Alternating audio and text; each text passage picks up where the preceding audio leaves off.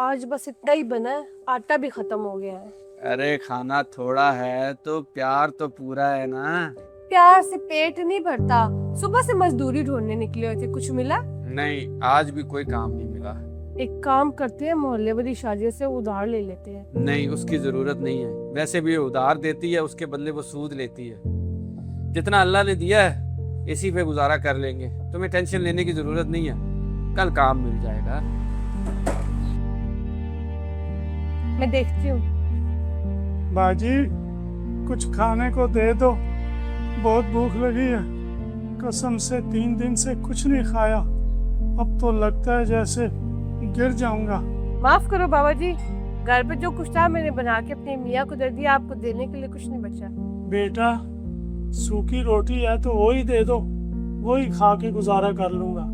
सुनो, ये खाना बाबा जी को दे दो। आप भी सुबह से भूखे हैं, आपने भी कुछ नहीं खाया और यही खाना बचा है, आप क्या खाएंगे?